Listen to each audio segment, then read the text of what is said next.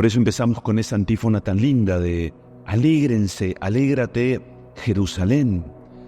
Y esto es así porque escuchamos en el libro de las Crónicas que había un pueblo, el pueblo de Dios, un pueblo que había endurecido el corazón.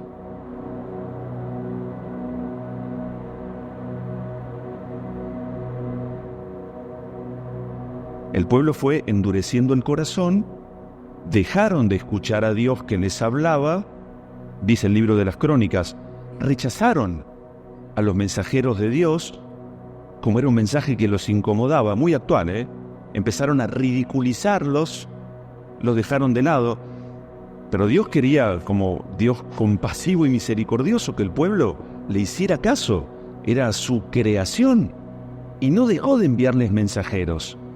Pero el pueblo no solo no escuchó, porque este es el paso siguiente. En primer lugar, endureció el corazón, no escuchó a Dios, se empezó a escuchar a sí mismo cada uno y no a Dios, y empezaron con la idolatría y, por lo tanto, la infidelidad.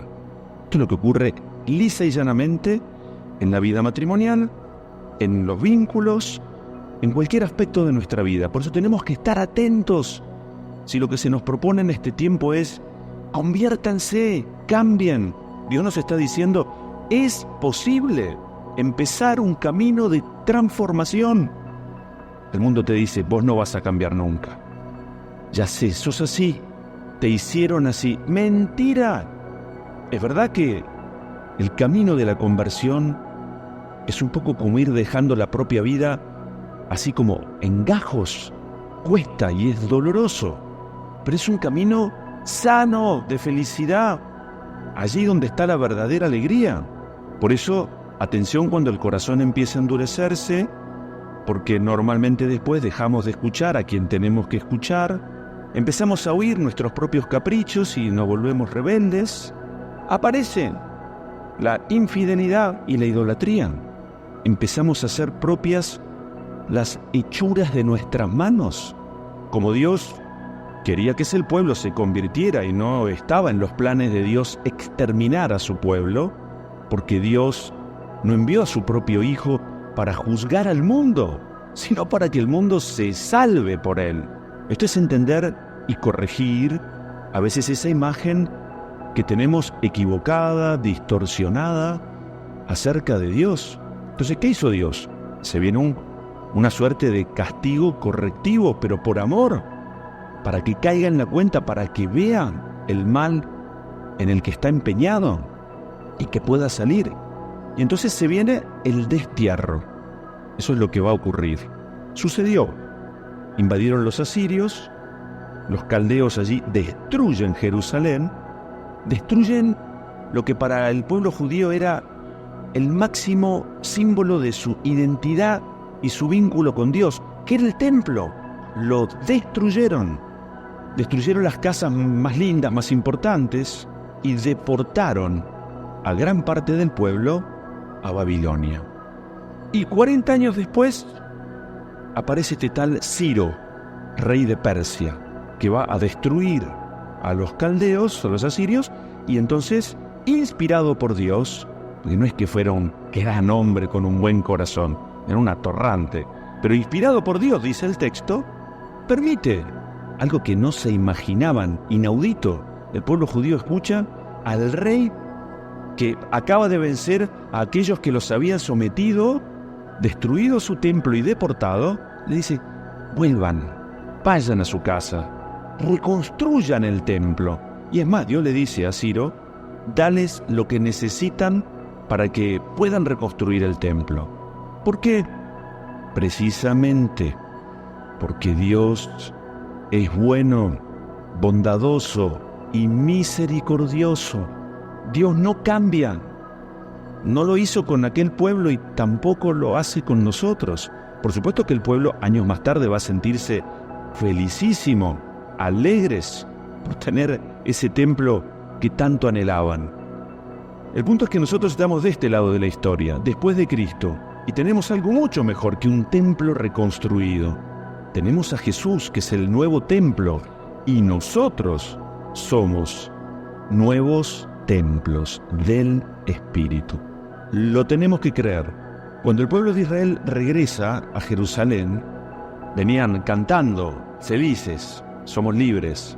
Llegaron a Jerusalén y esa alegría desapareció al instante cuando se encontraron que el templo era piedra sobre piedra, ruinas. Y empezaron a cuestionar a Dios. Nos liberaste y ahora tenemos que reconstruir. Hay ruinas. Y Dios le dice al pueblo, precisamente sobre esas ruinas, a partir de esas ruinas, quiero que reconstruya. Miren, esta es la historia de nuestra salvación.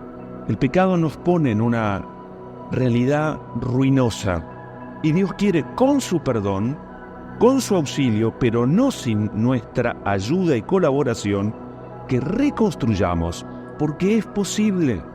Esto es muy lindo, eso ya nos debe brindar una alegría profunda, volver a empezar. Estoy cansado, no es una excusa. No tengo ganas, no es una excusa. Hay que levantarse y hay que reconstruir. Felices los pies que vuelven, que regresan a Jerusalén. Feliz el Hijo de Dios que ha sido perdonado. Cada vez que de rodillas pedimos perdón a Dios, arrepentidos por nuestros pecados. Esa es una enorme fuente de alegría. Eso significan los sacramentos. Entonces yo quisiera proponerles hacer este lindo ejercicio de ¿dónde ponemos nuestra felicidad? ¿Dónde la buscamos? Sería ridículo que yo dijera, por ejemplo, busco mi felicidad en Dios si no rezo, si endurezco el corazón, si no escucho a Dios que me habla, si soy infiel, si tengo otros ídolos que ocupan el lugar de Dios. Es una contradicción. Y esto, como posibilidad, caramba, que se da. Es una realidad.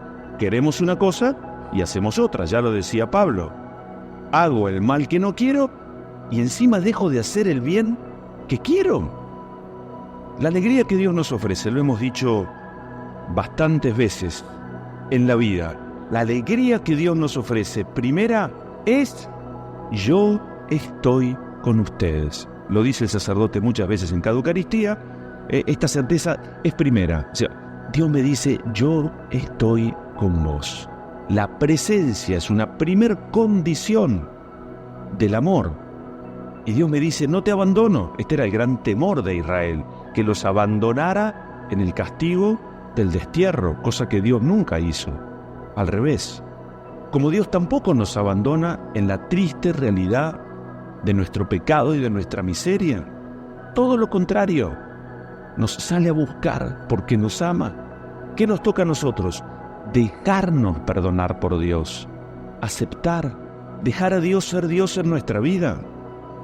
Que esta alegría se note, no solamente porque somos cristianos, sino porque sabemos de dónde venimos y a dónde vamos. Una de las tristezas más profundas para aquel pueblo de Israel era verse alejado de su tierra, de su templo, y el desconcierto de no saber cómo seguimos. Nosotros desde la resurrección de Jesús sí sabemos a dónde nos dirigimos, con lo cual también hay una alegría de aspirar a la eternidad deseada.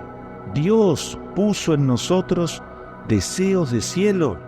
Tenemos que cultivar, cuidar y hacer crecer esos deseos de eternidad y compartirlos con los demás.